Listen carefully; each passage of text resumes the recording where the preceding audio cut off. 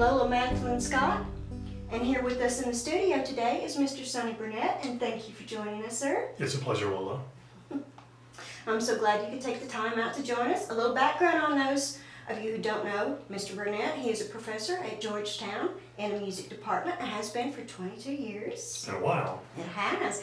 As a musician, he has worked with greats like Bob Hope, Jerry Lewis, and the Temptations, just to name a few. And he has worked as a studio musician for a national TV broadcaster, and he also acts. Now, Mr. Burnette, how long have you been acting, and what made you get involved? Well, when I think back, the very first experience I had was in high school. A friend of mine in high school band always took a movie camera on all of our band trips, and we decided to pull this great bank robbery in downtown Orlando. There was a Citizens Bank building, 16 stories. So we started at the top and ran down, stair after stairwell after stairwell, and we got the security guard in the lobby to actually, throw me against the wall and frisk me. And of course, we got permission to do none of that, and we're lucky the police weren't driving by. But anyway, that was my first experience. And the first serious experience since then was in college. Actually at Georgetown College, our theater professor shot a film called Doc Doc maybe 7 years ago, and I was an attorney in that. And then a year later, our other theater professor filmed a feature called Surviving Guthrie, and I had a security guard role in that. And that's really where the bug, bit me. We had an overnight shoot. It was really exciting. We had a big production. It was a house, and it was well lit. Lots of people around. Cameras, a big movie truck with lots of equipment, and action, cut, action. Lighting, and do this, do that. And it was just really, really so much fun that I decided to kind of pursue that. When my summer class didn't make, I thought, what am I going to do this summer for creativity? And I started going to auditions and did some extra things, and then I started taking acting classes. So it's been about 6 or 7 years that I've been doing it. Cool, cool. So how many films have you performed in up to now? Well, I had to actually count. I keep a running resume on my website, and it's been over 90 films now. Wow. So I'm hoping maybe by the end of the year I might, break the 3-digit mark if all goes well. You never know. Cool, cool. Yeah. And what has been your favorite character so far? Well, it's hard to say. I played a variety of roles, but I think probably my favorite thing is going to be something I've done recently.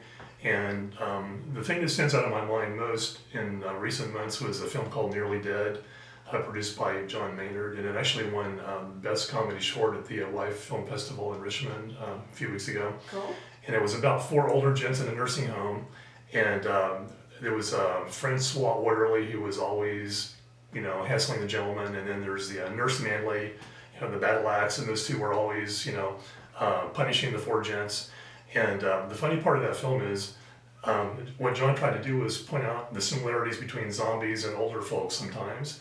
So the end of the movie ends up, the older guys, you can't tell them from the zombies, so it's really, really funny. We had a lot of funny situations, and we 4 of us had really, significant roles, and we had multiple shoot dates. We filmed most of it at a funeral home of all places, but it looked like a nursing home the way we used the basement and some of the rooms in the hallways. So that's probably been the one that I've had the most fun on that comes to mind recently. Cool. I'll have to look for that one. What has been your most challenging role? Most challenging, I think the thing that surprised me the most, I was in a film called The Last Race, and I was the Department of Energy liaison to the president. And when we first shot the scene, it was really just me in an office, and there was another actor in the scene with no lines. And I only had, a short amount of lines. And I really had difficulty, getting the emotion. I kind of preconceived the scene playing one way, very polished. I thought I was going to be in a suit talking to the president in a very business-like setting. Turned out that the director wanted something totally different. We were dressed in short sleeve shirts, and they made us look sweaty, and it was very informal in the middle of the night. So it really caught me off guard, and that was something that taught me a valuable lesson, and that is never to underestimate, what a scene is going to take. And then we ended up reshooting the scene, not because of that, but it was then done in a Mauritanian environment, and we had actual Mauritanian folks come wearing the robes, and they brought in chickens, and they made us even look dirtier and sweatier, and it was so much easier to act when that environment was more realistic rather than just an office scene. Mm-hmm. But it really did teach me a valuable lesson. Never underestimate a scene based on what you see on a piece of paper. Cool, cool, good information. What has been the biggest achievement in your acting career? Ooh, that's a tough one.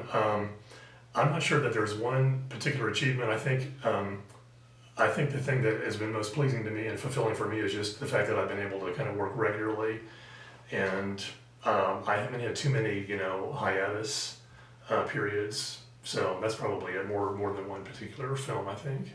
Cool, cool. What work are you most proud of? Well, I'm probably going back to Nearly Dead because, I had a fairly significant role along with the other three gentlemen. We just had a lot of fun interacting with each other. It's just fun being an old person, even older than you really are. And we had canes and, we're able to use some accents and everything. And it was just really, really good experience. Cool, cool. Is there anything you've done you wish you could burn all the copies of? Oh, it'd probably have to be that Secretariat movie, that old Disney thing. I'm so embarrassed by that thing. No, actually, I really can't say. Probably it would have to be something maybe in the, probably the zombie realm. Not that I really don't like what I did, but I just am not really a fan of getting all sticky with fake blood and everything like that. So, probably be something in that genre.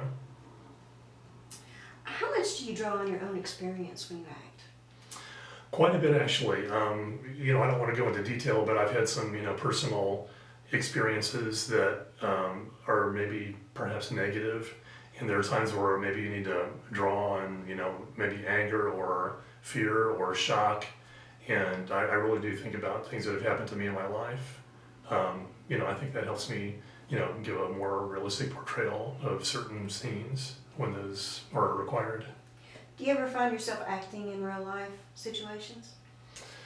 Well, as a teacher or professor, sometimes, I've heard people say that, every class is really a performance. So in a way, I guess you're always acting. And I try to bring a lot of humor into the classroom, and it could be anything. It's usually something off the wall. It's not necessarily a musical joke when I'm teaching a music class, but it might be something funny that someone's doing. Or I remember one time, I forget what it was exactly, but one of the students was trying to sing something, and he started coughing, that's what it was. And I just said, "Oh, you need a Heimlich, you need a Heimlich." So I ran over with the Fred Sanford walk and started pushing, and everyone started laughing, and he started laughing and crying. Then I went behind him and hugged him and pretended like I was giving him a Heimlich. So, what was the question again? I don't know why I told that story. When a scene calls for you to display serious anger, what do you use? I usually have the other actor bite my finger or something, and then it really takes me off, something like that. No, really, I probably get the most frustrated when I'm driving or when I have a computer problem. So again, I probably just rely on, things that come to mind like that for real anger. Yeah, and also when people ask me that question, it makes me very angry. If you could star in a remake of a classic film, what would it be? Well, the one thing I have not done that I would love to do sometime is be in a Western. In fact, I would love to take horseback riding lessons. In fact, I plan to do that this summer. So I've already made a phone call with a person connected with our college who teaches horseback riding. And I have a couple of favorite Westerns. Crossfire Trail is one. Quickly Down Under, another, something like that. I would love to be in, a Western film like that of really high quality. So. Oh, not exactly what I thought you'd say, but good to know. Okay. What is your favorite actor? Well, I like dramas. It would probably have to be either Anthony Hopkins or maybe Michael Douglas. I really, love the roles that they've had, the serious, dramatic roles. So those two come to mind. Is that more of what you'd like to be doing in your careers, the serious roles? Yeah, I think so. I like either the comedy roles or the serious roles, probably the best. So what projects are you working on right now? Well, I've got a couple coming up. I just finished one actually yesterday. I was the Tent City Doctor in a film called Hindsight 2020, kind of about a post-apocalyptic society, and that was really exciting. And prior to that, like a couple days earlier, I was in a punk hardcore music video, and that was also exciting. We got to do some unusual scenes, including 4 Grim Reapers kind of carrying me into a pond. We all went underwater, and it was pretty darn cold, I must say. It was. But coming up, I've got a film called Teddy's Bear, which is being produced by Paul Ramsey down in Richmond, and it's kind of a fantasy role where things come to life and have a different twist than you would imagine. And I'm going to be kind of the narrator figure for that movie and play a character called Peter the Nook. So that should be interesting. I'm also going to be in a movie that Sylvia Wolf-Bush is producing called Alter Ego. And I don't want to give it away, but it's going to have some comedic elements, even though it's not necessarily a comedy. I mean, I think it probably would fit that category the best, but he's going to have some unusual twists. For example, like there's going to be a dream sequence, and there are going to be some things that are just a little bit out of the ordinary during this sequence as you think, that is that right? You know, but they're not going to really hit you in the face. They're going to have to be something you're going to look for. So I'm really looking forward to doing that. And we also did a trailer recently for a movie called The Last Battle, about a person coming back with post-traumatic stress syndrome. And trailer is completed, and hopefully it'll be online soon.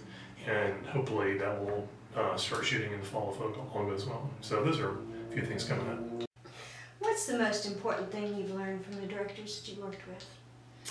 Ooh, it's a thought-provoking question, and I think it has to do more with getting into the background of the character, the backstory. I mean, you can look at a script and think, oh, the character's going to say these words, but there's really a lot more to it than that to really make the character come alive. You need to know, what the character's thinking, why is the character saying that, what precipitated this particular comment, what's going on in the person's life, what's going to be the response from the actor you're talking to. I think it has to do with the behind-the-scenes mental component for me. I've learned that from some really good directors. Do you have better time doing a role in which you're almost the lead or the lead character, or do you have a better time doing a role in which you're just a very small part? Probably somewhere in between. To me, there's a lot of pressure being the lead character, and it would depend upon the kind of film. I mean, there aren't too many films that would have a lead actor my age necessarily. I like having a somewhat prominent role, but maybe not the lead, and probably something more than an extra, somewhere in between where you've got quite a number of lines and you can do something with the character. But more of a sidekick kind of role is probably what I prefer in general. Could you give me any advice or tips on becoming a successful actor? Well, I think what has worked for me is just hard work, and it's the same kind of thing we see in our music students at the college. The ones who are the most successful aren't necessarily the most talented when they come in. They're the ones who really are dedicated and work hard. I've seen many students who just stay in the practice room for hours per day, and they're the ones that really last, after the 4-year period. And really the same thing goes with the acting. I don't claim to be the world's greatest actor by any means. I've taken some classes, been to a number of seminars, and they've really, really helped a lot. But I think just, going to as many auditions as you can, and just, keeping at it. And if you fail to get one role, don't think about it. Just, look to the future and go on to the next. So, having done this many films, it's not because I'm so great. It's because I just work hard at it. I'm always looking online for, the next audition, and then one thing leads to another. Sometimes you get roles just because you've been in another film and somebody saw you. Like the music video I did a week ago was because somebody saw me in a couple of other films. I didn't have to audition, they just called me up and asked me to do it. So it's really just hard work. That's the secret to being successful, I think. Good answer. Do you want to be internationally known as an actor, or would you just be happy just to have fun? I'm really enjoying what I do, and I don't have any illusion that I'm going to be able to, quit teaching. Not that I would even want to. I really love teaching. But I would like to be involved in maybe, 1 or 2 big projects per year. That's kind of my goal. And I feel like I'm just paying my dues at this point to get there, and hopefully at some point maybe the right person will see something I've done and may think that I would, fit a particular role in a larger project. But I love being here. I'm constantly emailing another friend of mine who's an actor, and we're talking about being a SAG actor, Screen Actors Guild or not, and probably living here in Kentucky, I'm not sure how important that would be. I think if I were in a major market, it might be more important. But here, there aren't a lot of union jobs, and I'm just having a ball doing what I do, and I would hate to not do what I'm doing just because I'm in the union and can't do these projects. So. I just love what I'm doing now. I love just staying busy doing independent films, and hopefully I'll get into something bigger on occasion. You know, you are a very busy man, definitely.